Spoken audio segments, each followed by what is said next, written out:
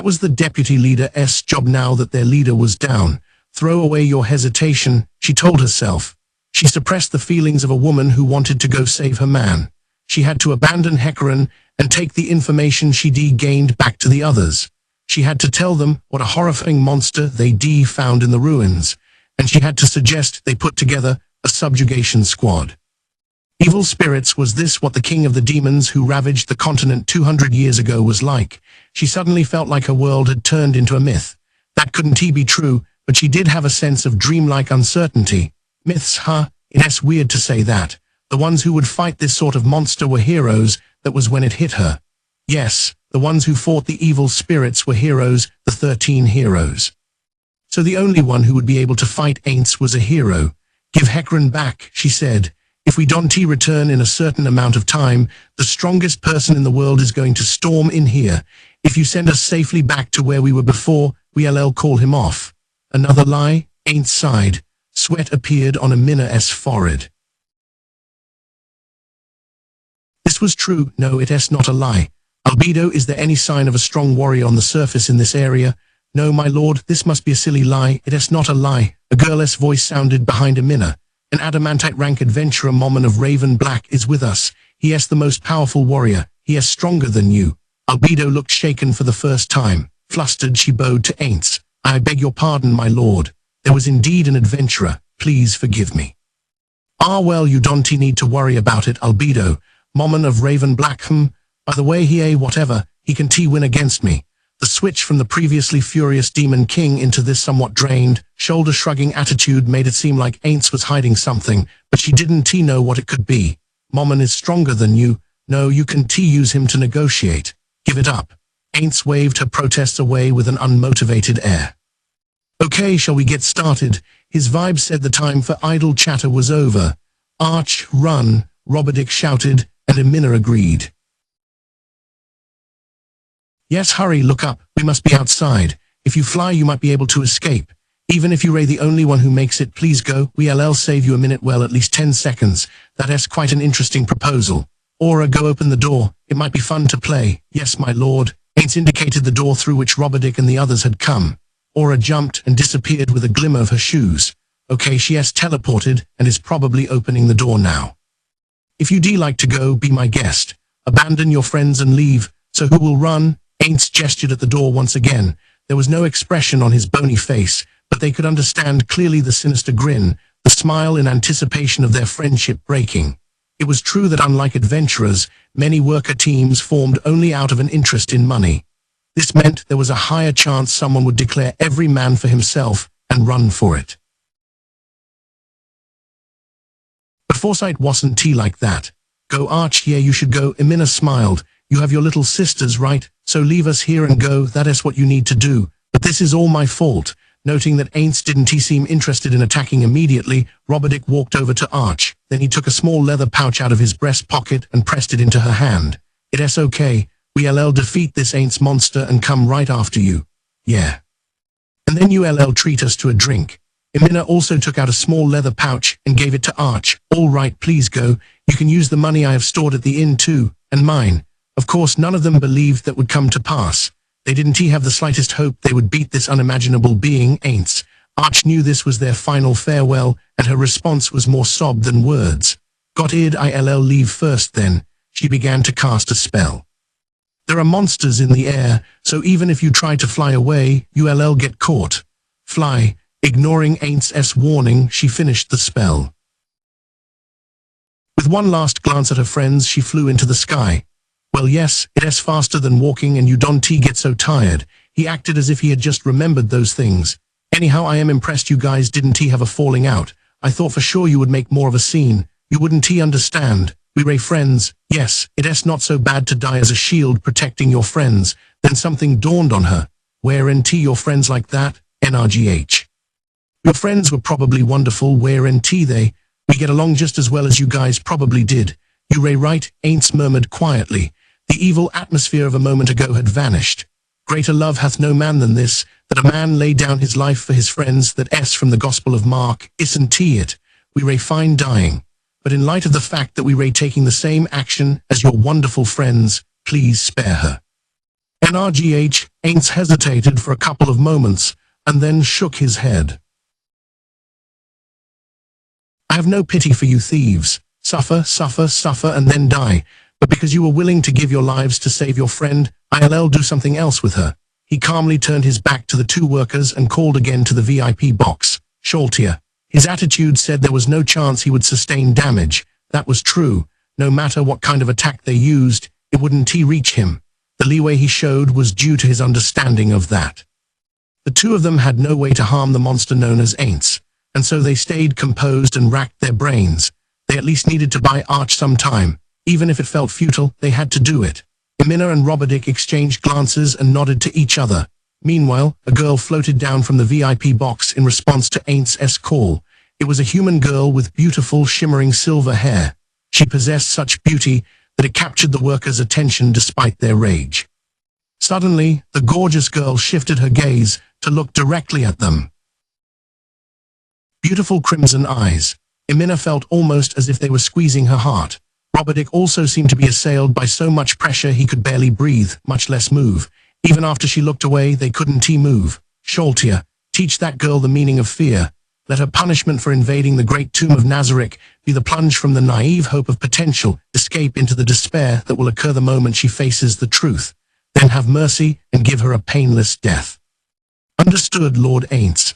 The girl Sholtia smiled at him, but seeing the practically sparkling smile gave him inner chills. She knew instinctively that the girl was just a monster wearing pretty skin. Enjoy the hunt. Indeed, I shall. Sholtia bowed deeply and then set off walking at a leisurely pace. Another Emina was shouting in a corner of her mind that every step the girl took was a step closer to Arch's death, but she and Robodick still couldn't move. Sholtia walked by without paying them a fraction of her attention, without giving them so much as a glance.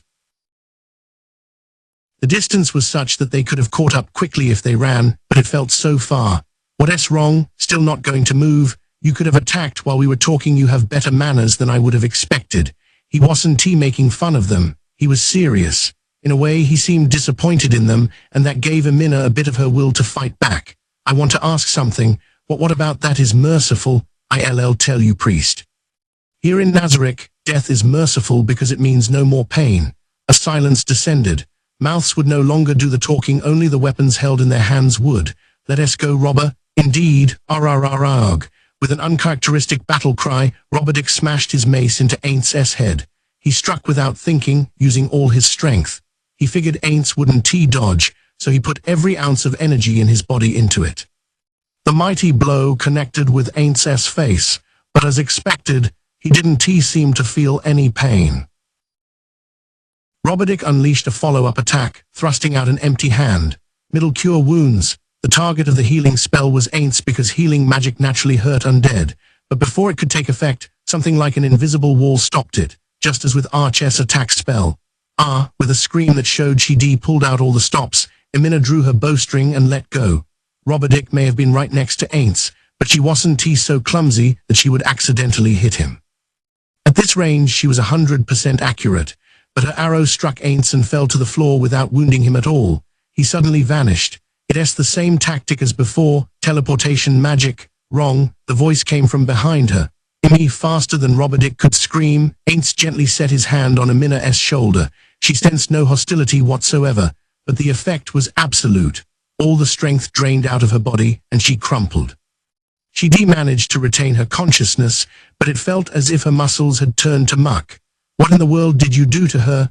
Robodick asked in a quaking voice. He didn't take his eyes off Emina on the floor or Aints standing next to her. You find it strange.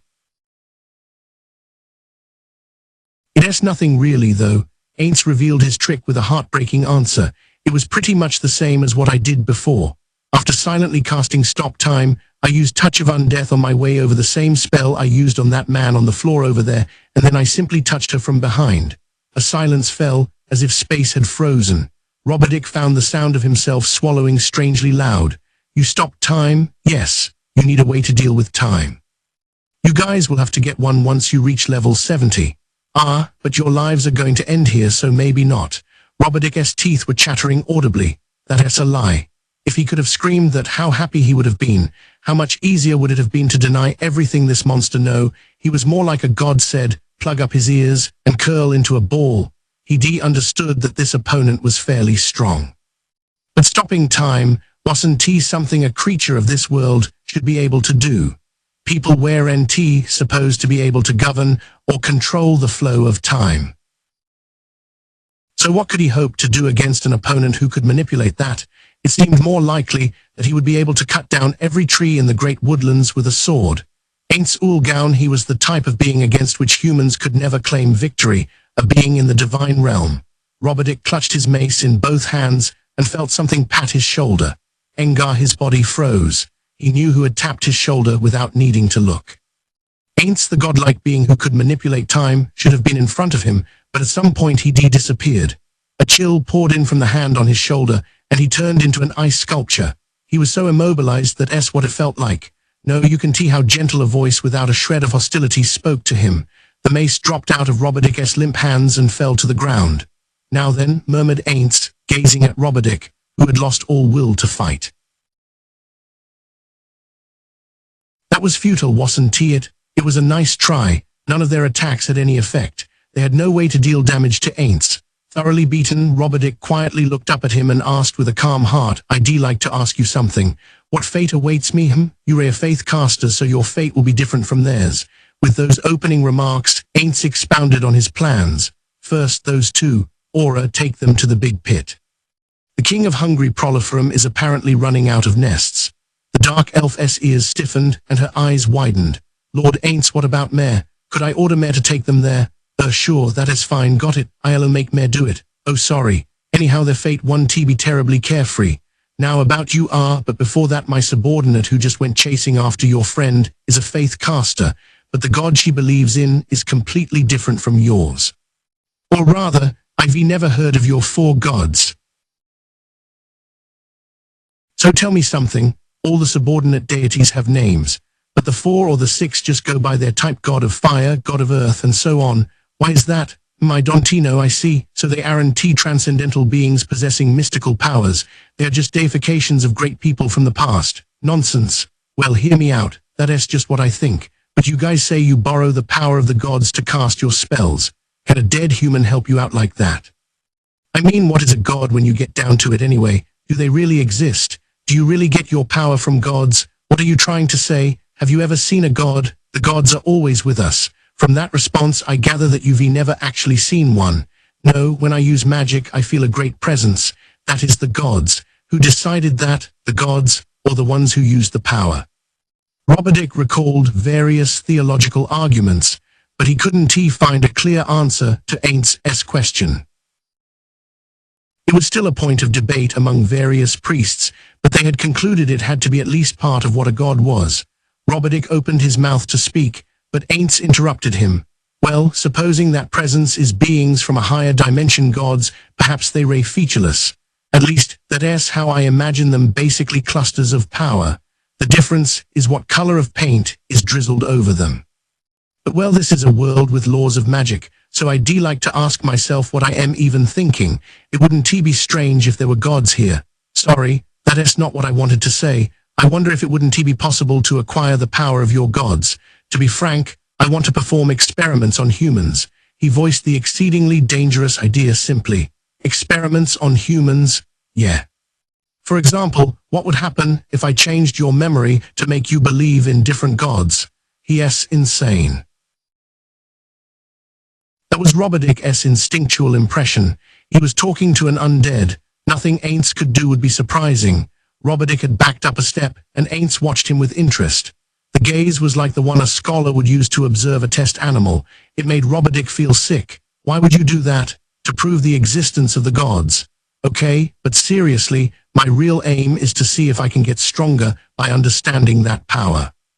If gods really do exist, I need to determine if they have the emotional and intellectual capacity to become hostile. I don't believe that I am some chosen one. I can sense more than one shadowy figure. I have no idea what he is talking about. That is why I need to expand my military. Sure, there might not be any enemies. There might not be anyone stronger than us. But don't you think it'd be irresponsible to neglect those possibilities as the leader of an organization? If you don't aim higher, and simply rest on your laurels feeling strong. Sooner or later someone will pull them out from under you.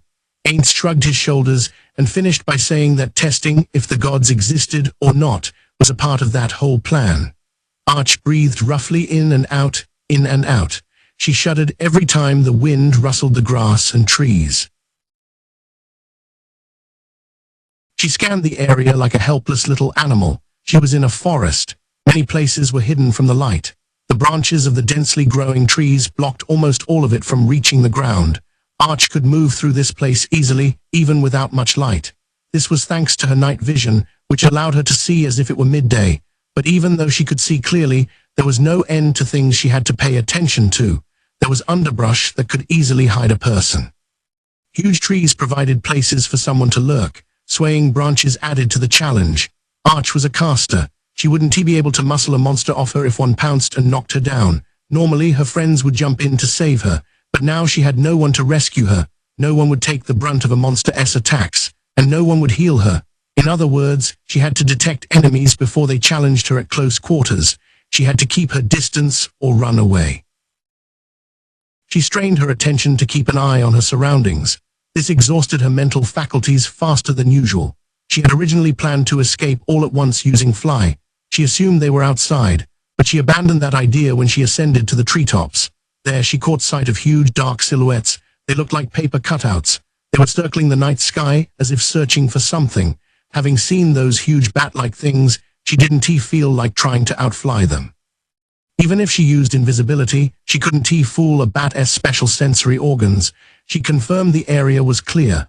Then she floated up again and proceeded at a sluggish pace. She was moving far slower than Fly's top speed.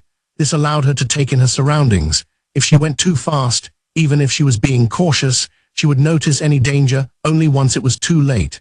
She could even end up flying straight into a group of monsters. The only way to avoid that scenario was to reduce her speed. Soon, she felt the film of magic surrounding her grow weaker. Fly's time limit was nearly up. She landed slowly on the ground. The problem was what to do next. It wouldn't be an issue to use fly again. She could sense she had enough magical energy for that, but night vision was critical. There was also the cost of maintaining the defensive spell she had cast, just to be safe. She also needed to save some energy in case combat became unavoidable. Of all the spells Arch could use, Fly was the most advanced, Tier 3 spell. In other words, it made the biggest dent in her energy. As long as that was the case, she wanted to avoid using it if possible. But she couldn't even guess how long it would take her to escape the forest if she couldn't use the spell that would allow her to ignore the rough terrain and save her the physical exertion of traversing it. If she couldn't fly, she wouldn't be able to confirm her position. Up until now, Arch had been periodically ascending to the treetops. She oriented herself relative to the large tree next to the arena. If she moved without using fly, it would be easy to lose her sense of direction. She couldn't see any large trees that could be used as signposts from within the dense forest. Situation wasn't such that she could climb the nearest one every time she wanted to check her position. I should take a break somewhere, she said to herself. If she took a break and recovered some magical energy, she would be able to use fly many more times. It would also be safer to move in daylight. Many forest-dwelling monsters were nocturnal. It would be far safer to spend the night in hiding than to force herself through the dark forest. But she didn't know where she could take shelter. If Amina had been there, she would have told her. If Hecarim and Robodick had been there, she could have rested easy even in a dangerous area. Now though she didn't have any teammates to rely on. Amina Robodick, she leaned against a tree and thought of her friends. Yulia's so much time had passed, and yet she hadn't gotten any word from them. So they couldn't escape. She had already known they wouldn't be able to beat that incomparably powerful being, Aints. Perhaps the reason she held out a faint hope was that she was a fool. She sat heavily, rested her back on the tree and closed her eyes. She was aware of the danger, but she just wanted to close her eyes. She squeezed them shut and thought of her three friends. The bark of the tree felt pleasantly cool against her head. Once she had rested a moment, it hit her how tired she really was. Her elevated tension weighed her down with mental exhaustion. She sighed. She relaxed her neck and tilted her head back, and her eyes nearly popped out of their sockets. She couldn't process the thing that appeared in her vivid field of night vision. Something was looking down at her. It was a girl Arch had never seen before, so beautiful she got the chills. Her clothes were entirely out of place, a soft-looking raven black ball gown. Her skin was almost waxy white.